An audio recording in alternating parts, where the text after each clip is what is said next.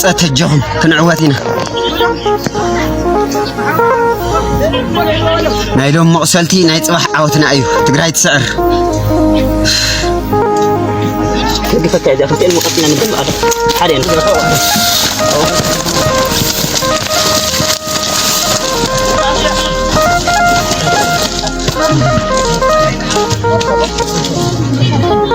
أقل أقل ربيتها. إن عاد. ماشي. لا كسكس خمسة كذا كمان. يوم. أقدرنا تشوت. يوم وصلت ما. صاحسي عوضنا. يوم. أسكلاش كذي. أسمع عوام. ترى يستفيدني رجل متقبل متقبل. حزي زرخونا يو سبر زينا أين حزنا قريبنا زلنا سبر زينانا صلاة حزب تجراي تاريخاوي صلاة حزب تجراي قبل علي سراوي تجراي علاو زخونا نايدرون شفتاف جمير الله قدم يلو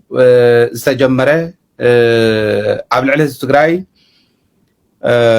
أزو قبر خفاء قبر أكه ناي صلاةنا تتكبر صن حوالي أنتقونه حزقن بعلي قبل علي سراوي تجراي نايدرون شفتاف غير الله ازيو ملكيتنا ديتيل حبريتنا واخم كنبلينا مسانا صنيحكم مدلواتنا كتكافلو ببزلخمو ودابتاتنا تناخيرنا نخدو غزيه سلازخونه نازيون زملكات نحلفهم ملختي ناو كل خت محلالفو كنود عينا كمتم كان منقد شتتتنا ولو بتقمز التاللو جبؤهم ممزنيهم زخونه بتقمي بقلهم تقرايك شوت ودليو شيتي عين وازاوزن مسوم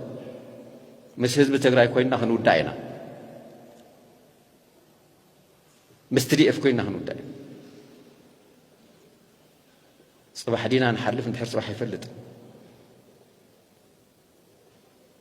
لعل تقراي نوري انا غير يله شي حق زي شقري هالو بتقراي تحت صلاتنا يصلاتنا شرحي تحت يصلاتنا نتقراي زمنيلو كفو تግባር ጦርነቱ መካሄዱ አይቀሬ ነው ግን ትግራይ እናስቀድም ወደሚለው እየሄዱ ነው ምን ያህል ትግራይ አካባቢ ያሉ ኃይሎች ምን ያህል ይሄ ነገር ይገነዘባሉ ምናቆ ነገር የለም ግን በብልጽግና በኩል ጦርነቱ ትግራይ ነገር አንድ ልባት ካላደረግን በስተቀር ወደ ኤርትራ ጉዳይ አንገሰግስም የሚለው ጉዳይ ላይ ይሄን ግን አጽንኦት ሰጥተው ከስምምነት የደረሱበት ይመስላል ቀጥለን ኤርትራ ላይ እንዘምታለን ይሄ የራሳቸው የሚሉት ነው ይሄ መረጃ መነግራችሁ ከመከላከያ ጀነራሎችም ጭምር የሰማነው ነው የፌደራል ሰራዊት እንግዲህ እንደምትሰሙት በሁሉም አቅጣጫ በተለያየ አካባቢ ለተለያየ ምክንያት በተለያየ ወቅት በተለያየ ሳምንት ሰራዊት ሰሜን እዝ 11ኛ እዝ ይያሉ ሁሉም በትግራይ አካባቢ ነው እየደረደሩት ያሉት ሰሜን እዝ እየተባለ ያለው በአደርቃይ ማይጸብሬ በኩል ነው ያለው እየተደራጀ ያለው ሌላው አድማሱ መጀጀራ አድማሱ ያደራጀ ያለው ወደ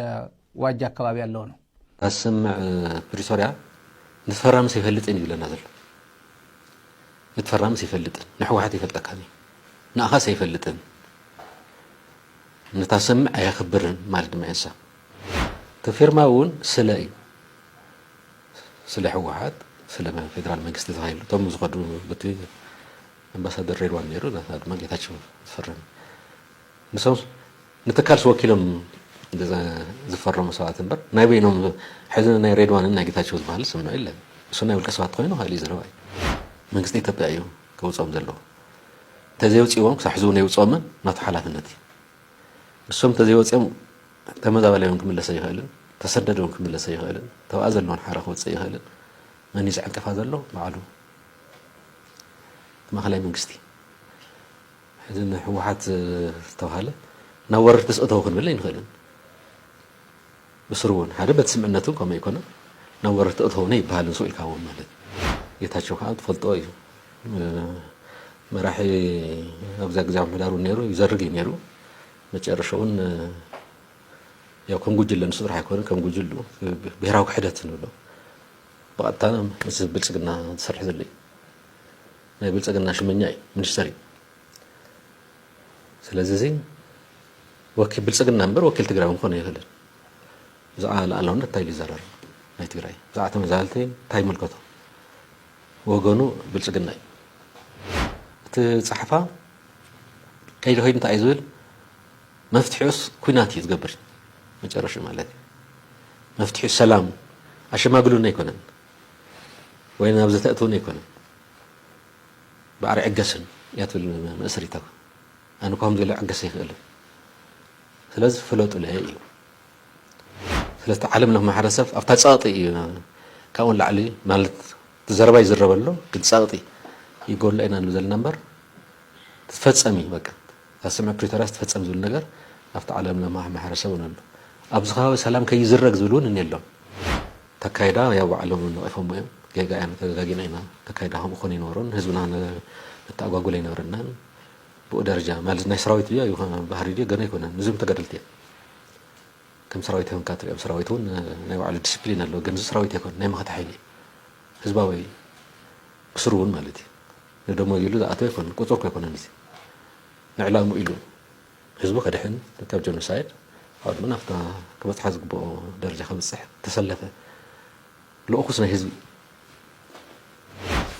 ትግራይ ኣመራርሓን ህዝባን ይእከብ እዩ ዘሎ ኣብ ብሄራዊ ረውሓታቱ ይእከብ እዩ ዘሎ እቲ ጉጅለ ብሄራዊ ክርዓት ንባዕላ ንዞባ ደቡብስ ከም ዞባ ናብ ከም ዞባ ምዕራብ ክቐይራ እዩ ዝፍትን ነይሩ ዞባ ምዕራብ ክንመልስ ሰብ እናተቓለሰ ንሶም ከዓ ዞባ ደቡብ ዞባ ምዕራብ ክትኸውን ንመን ሓደ ኣትፅበ ሓደ ነገር ንገብር ኣለካ ንኡ ኮይኑ ባዕልኻ ክትቀሳቀስ ኣለካ በታ ተባህለት መንገዲ እንድሕር ዘይተፈፂማ ካልኦት መንገዲ ትእልሽ ማለት እዩ ስለዚ ፌደራል ክሰርሖ ዘይከኣለ ወይ ዘይደለዮ ክፍፀም ዘይደለዮ እዩ ህዝቢ ናብ ምፍፃም ኣትዩኒ ምስ ፀገሞ ማለት እዩ ልሕዚ ናይ ፀገም ውፅኢት እያ ኩናት ዝውላዕ ተኮይኑ እቲ ኩነታት በቲ ሕዚ ነልዕሎ ዘለና ከይዲ እንድሕር ቀፂሉ ሞ ኩናት ተተወሊዑ ኣብ ትግራይ እንታይ ዓይነት ምትዕራይ ክግበር ዘለዎ ምስ ኣብይ ኣሕመድ ዓቢዱ ኣተሓሳስቡ ላብ ዳንኤል ክብረትነት ዝያዳ ኣትሒቱ ናይ ኩናት ፊሽካ ተነፊሑ ናቱ ናይ ስልጣን ዘመኑ መብቅዒ ፊሽካ ምዃኑ ርግፅ ስለ ዝኸውን ብዝኾነ ይኹን ብስርዓት ካብ ስሩ ልምምሓው ብልፅግና ኦሮሞ ካብ ስሩ ልምምሓው ወታደራዊ ኣሰላልፋ ፖለቲካዊ ኣሰላልፋ ክህሊ ግድን ጀነራል ምግበይ ኣብ ኣክሱም ዝተዛረቦ ህዝቢ ትግራይ ፎቶውቱ ከብዝሕ ከም ዘሎ ፎቶውቱ ከዓ እልመን ከም ዝኾኑ ፍንጭል ሃበሉ ኩነታት ኣሎ እሱ ዝያዳ ኣስጢምካ ኣብይ ኣሕመድ ኣብ ትግራይ ክገብሮ ዝደለየ ናይ ኩናት ማእኸል ናይ ኩናት ባፈር ዞን ካብ ትግራይ ጥራሕ ዘይኮነስ ብስሩ እውን ኣብ ኣዲስ ኣበባን ዙርዩ ንኸውን ብዘኽእል ኣገባብ ወታደራዊ ኣሰላልፋ ክህሊ ይኽእል እዩ ኢለ እየ ኣነ ዝኣምን እታ ኩናት በበያ ክትጅምር ትብል እውን ባዕሉ ኣይፍለጥና ሕዚ ኣብይ ኣሕመድ ብዙሓት ድሮናት መሸት እዮም ቀትሪ የምፅኡ ይፍለጥ እዩ ሓንቲ ጥይት ይተኩስ ናብዛ ትግራይ ሕዚ ወይ ናብ ኤርትራ ሓንቲ ጥይት ይተኩስ ካብኡ ታቐፂላ ዘላ ጥይት በበያ ክትጅምር ትብል ንዝምልከቶም ኣካላት ጥራሕ እዩ ዝተርፍሶ ኣብይ ኣሕመድ ኩናት ኣይተርፍን ኢሉ ተጀሚርዎ እቲ ዝመፅእ ሰዓብን ደፊኒትሊ ኣብይ ኣሕመድ ካብ ስልጣን ክመሓው እዩ እቲ ኩናት ግን ኣብ ዝሓፀረ ግዜ ክዛዘም ኢሉ እምነት የብለይን ዝሕጋትኩም ብለይ ኣዳም እንደነኹም ኩልኹምና ዝግበረሎም ቴራ ሰምዑ እንደኹም ጦርነት ተኣውጅ እኮ እዩ من أوجدتهم كنا عدا أدماء وجد العدوى مالتيو من جرنس بعد عصر واب كان مقال الدسوات خدي أجنا مثلني قلنا الدسوات على كيت حنا أول بلد مالتيو حزقنا بالخنا قينو للحدش نقدر دول خكواكسم لصاخان حاونا تعمل مسكين بتلي مسلم تختلت أمنة سلمنا عايزهم أرثوذكس توحد بيت كريستياننا تفعل أمنة أفعل جورز نور أسلام إننا كريستياني أب حد قدوارنا حد تستي لبلع سبيو قدوارنا حد سلت أورو كنقرأكم خل مالتي هذا إنه كله عبارة إني أخو عبارة أول خنا بتقني الدو نقرأكم منا كنقرأكم حد نقرما أسلامي خستاني كفالا لي أو تقرأ لي عروض أبسط كم سرق أبرهان كم استفانوس كم أبا استفانوس ويا أبا سرق أبرهان كم أبا يوحنس زي أمز بحال بوتا يتهاو نوار دوم نقالو عميق بنا أسلامي إن خستاني حد أكل حد أمثال بمخان دنجي نقرأكم حازقن أو إنه أخوه برخاء إنه أخوه أبرخاء سنة أخوه توسنة دقيقة ثانية حللهم بوست كل الخمية ኣብ ተሓራሳይ መሬት ኮይና ኣብ ትግራይ ሃምለለኹም ሙሉእ ብሙሉእ ፖስት ኩለለኹም እዮም ኣሕዋተይ ሰላም لهزبنان أو حارة مريت للخا من سي تجري تنكر خطوة قوم مزوم هجدف خوينا من دقام من سي خا كبول خال مصلو تهندرتي زوم دم ليس أقوى سبعة نهيمج أرش حيوتهم نتاقول لهم يكبرنا بخال ودايت خوين كاوساتهم دكتور دبلوما أنا سعينا أنا زيرو كلاس خوينا 100% تبلت تري في ستة مثلا كان على أهون ترانت ما تجمروا يستاش مثلا كان ናከ ኤረብቲ ከሁሉም የአፋር ቦታዎች እንዲወጡ ማስጠንቀቂያ ሰጥቷቸዋል ከሁሉም የአፋር አካባቢዎች እንዲወጡ ጎረቤት ክልልን አይበጠብጥም ፎርጌት አቢ ፎርጌት ብልጽግና ይሄ አካባቢ ትግራይና አፋር እድሜ ልኩ ዚያ ኢተርናል ነው ምንም መቼም እድሜ የማያረገው ጎረቤቱ ናቸው ትላንት አብረው ነበሩ አፋር የሚባለው ክልል በመመስረት የትግራይ የህወሓት አስተዋጽኦ ምን ያህል እንደሆነ ራሳችሁ ታውቁታላችሁ እዚያ አካባቢ ከናንተ ክልል እየተነሳ እኛን ህዝብ ወደኛ ህዝብ ላይ ሞርታር የሚተኩስ አንድ ታጣቂ ካለ እርምጃ እንወስዳለን ተብሏል ድንበር አካባቢ ያለው ውይይት ነበር ዛሬ ጠንከር ያለው ውይይት ነው የሀገር ሽማግሌዎቹ ሄደው ወረዳ ሄደን ተነጋግረናል ወደ ዞን እንሄዳለን ደግሞ ከነዚህ ሽፍቶች ነው የሚሏቸው እነሱራቸው ከነዚህ ሽፍቶች ጋር መነጋገር እነሱ